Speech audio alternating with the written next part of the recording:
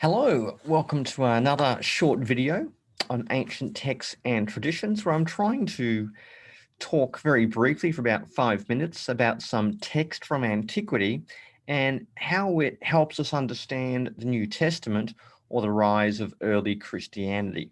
Today, I've chosen another text from the Dead Sea Scrolls, another text from the Qumran collection, which is 4Q 521, the Messianic Apocalypse.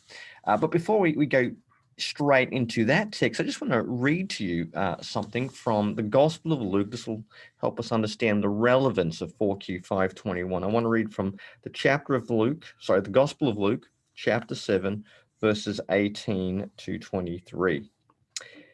Then John's disciples told him about all these things.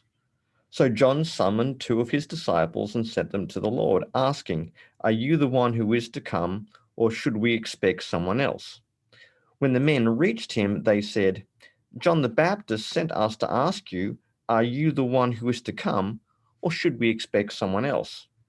At that time, Jesus healed many people of diseases, afflictions, and evil spirits, and he granted sight to many blind people. He replied to them, "Go and report to John what you have seen and heard. The blind receive their sight, the lame walk, those with leprosy are cleansed, the deaf hear, the dead are raised, and the poor are told the good news. And blessed is the one who isn't offended by me." Now, in that situation, and you've got the parallel in Matthew 11 as well. John the Baptist is in prison. He's the one who said, Jesus is the coming one. He's the messianic deliverer, or at least some sort of agent of judgment or purification. But sitting in prison, he may be having doubts, because if Jesus is the one who's bringing in the kingdom, from John the Baptist's perspective, this doesn't feel very kingdomy, because he's on death row, and we know eventually he's going to get his head cut off by Herod Antipas. So John sends his delegation to Jesus, some of his own disciples. Look, are you the one who is to come, or should we expect someone else? And Jesus's response is to point to the various things, the various mighty deeds that he's doing. The poor have the good news preached to them. The lame walk, those with leprosy are cleansed. The blind see. He actually refers there to a constellation of texts drawn from Isaiah, principally Isaiah 61 and Isaiah 35, which are talking about all the various signs, miracles that will accompany Israel's restoration. Like, Israel's restoration is happening when these things take place. So Jesus's response to John the Baptist's disciples is to tell them, well, the signs speak for themselves. If you measure my ministry in Isaianic metrics, of what Israel's restoration looks like, then it's very clear. And I think the lesson there is for John is, don't confuse the reception of the kingdom with its reality. Yes, people like Herod Antipas might still be very safely ensconced in their palace. Yes, Caesar is on the throne, but nonetheless, the signs and the realities of the kingdom speak for themselves. That big promise of restoration that Isaiah talked about is actually happening. It's actually beginning. And the proof of that is the various mighty deeds and healings that Jesus is doing. Now, what's that got to do with the Dead Sea Scrolls, with the Qumran scrolls? Well, I'd like to turn your attention to this text, and let me just share screen here. That'll make it so much easier.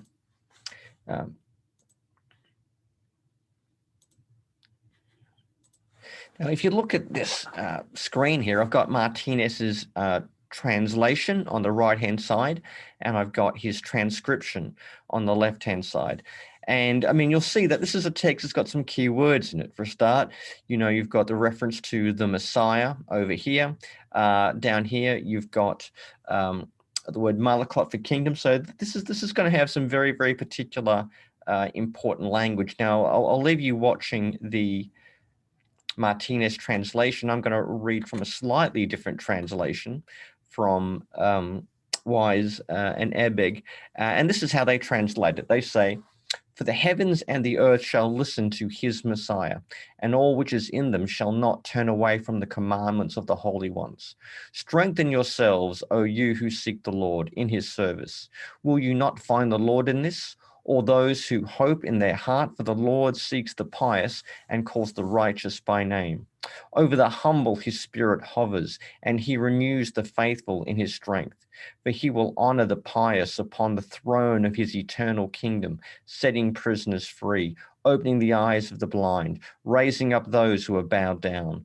And forever I shall hold fast to the hopeful and pious something, shall not be delayed, and the Lord shall do glorious things which have not been done, just as he said.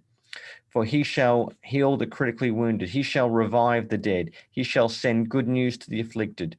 He'll do some other things. He shall lead the hungry, and he shall, enrich people, or something to that effect. Now, if you don't know, and I'm assuming you don't, but the Messianic apocalypse, that text I just read, it's a fragmentary Hebrew text from Qumran, which mentions a messianic figure. And the text is probably some sort of apocalyptic poem with various wisdom themes laced in.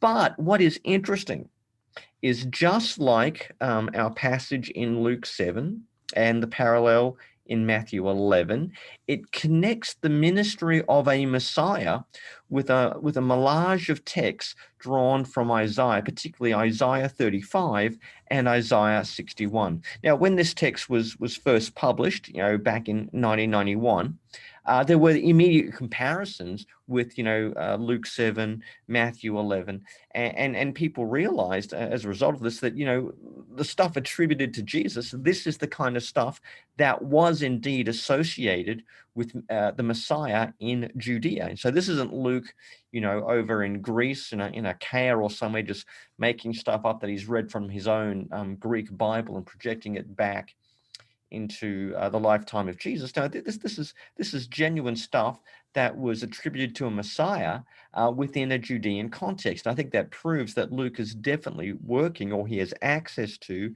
Judean tradition, or at least his source does. This is why Klaus Koch said that this is a text that lies, I quote, closer to the messianic image of the Gospels than does any other Qumran text. Now, if there is one ambiguity in the text, it is, well, who is the one who does all the miracles? Because it does not explicitly say that the Messiah does it. I mean, it starts off by saying heaven and earth will listen to his Messiah, and this eternal kingdom is coming. But it doesn't explicitly say who is the one who raises the dead, feeds the poor, and that type of thing. And someone said, well, actually, it's not the Messiah who does these things. It's more probably God. Now, that is a possible reading of the text. But I think two things count against that. First of all, it starts off with heaven and earth shall listen to his Messiah. So if anyone's going to be preaching the good news to the poor, it's probably going to be the Messiah. If anyone's going to be doing these deeds, it's probably going to be the Messiah who's mentioned at the very beginning.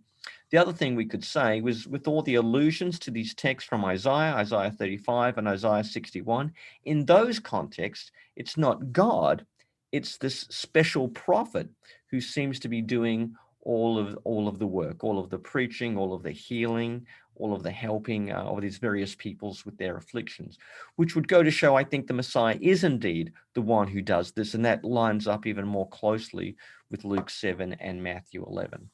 The implication is then that 4Q 521, the Messianic apocalypse, explains to us what people in in first century Judea thought about the Messiah, the signs of deliverance, the signs of restoration that they thought would accompany the coming of the Messiah. And according to Luke, and also according to Matthew, that's precisely what Jesus was doing. And to finish off, I rather like what Marcus Bockmuehl says. Let me give you a quote from Marcus Bockmuehl. He says, in light of the prophecy of Isaiah 61, Jesus's healings and preaching have a self-authenticating messianic significance, especially given the contemporary interpretations of the Isaianic prophecy. That would mean Jesus himself considered his mighty deeds and his miracles in light of Isaiah to be a type of proof, a type of evidence that he was the Messiah. So that's our thought for this week. That's the text for us to think about and consider. Hope you enjoyed it. And in a couple of weeks, maybe we'll do another one. I'm thinking about doing something from the Apocrypha next time. So maybe have a bit of a read through your Apocrypha and leave a comment. Is there any apocryphal text you'd like me to cover? 1 Esdras, Tobit, something from the Maccabees, perhaps. Leave a comment and let me know.